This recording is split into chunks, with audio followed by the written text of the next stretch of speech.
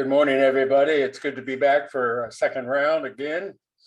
Today, I want to talk about Comrade Tucker Carlson and let him know, oh no, you're not going to get away with it this time.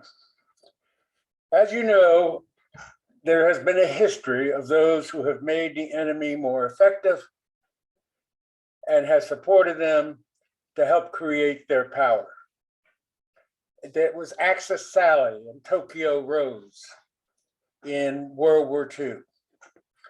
Today, we have Comrade Tucker Carlson. Comrade Carlson, for 5 to 6 years, has done nothing except undercut American foreign policy simply for power and greed. He, excuse me, he has systematically built up Putin, even telling the people that listen to him that Putin is better than the Democratic Party. He has torn down consistently over the last 5 or 6 years the Ukrainian people. Just a week ago or 2 weeks ago, he said he supported Putin and that there was two sides to every story. Now, what he has done is enabled Putin to believe that there is significant support in this country for Russia's atrocious, war criminal-laden invasion of Ukraine. 80% of the American people support the heroic and inspiring struggle of the Ukraine for freedom. Both parties are aboard for the first time in a long time.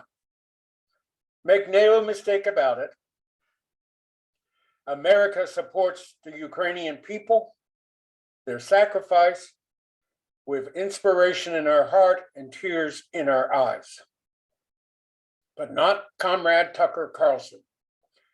Well, as the brutality of the Russian invasion became known this week, with thousands of civilians being bombed in their homes and 1 million fleeing their country with tears in their eyes and families being separated, Tucker Carlson realized he just might be on the wrong side of this. Maybe Putin was such a good thing after all.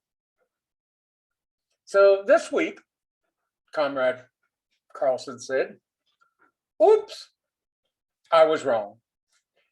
And just when you thought he was going to man up and take full responsibility for the consequences of 6 years of supporting Putin and putting down the Ukrainian people, he blamed his misinformation on Joe Biden and Kamala Harris.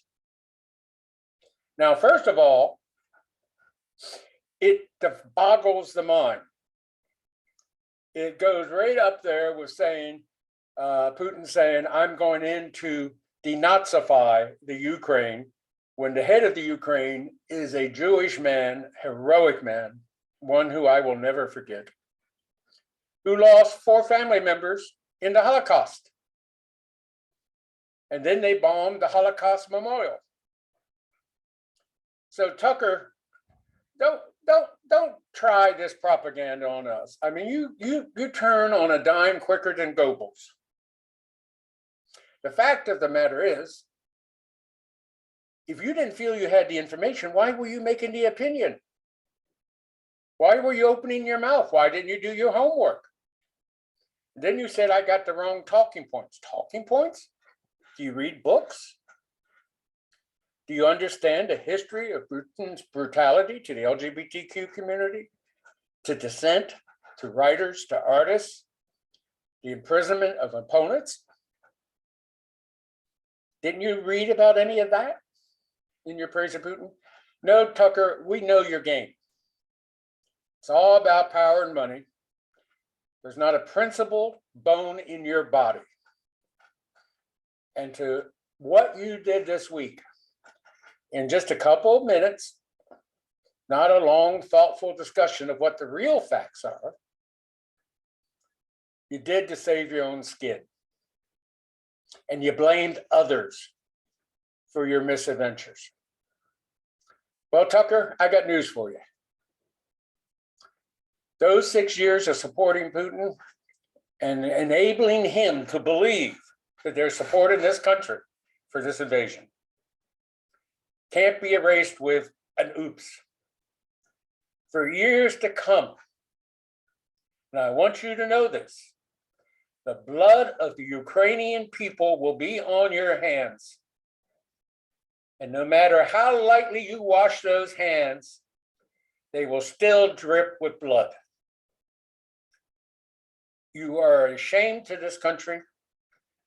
You have enabled a brutal dictator to cause massive destruction, destroyed cities, separated families, killed children by singing his praises for the last 6 years. We will never, ever forget or forgive. Thank you very much. Please don't forget to subscribe. It helps me. It really helps me be able to make these programs. Thank you and good night.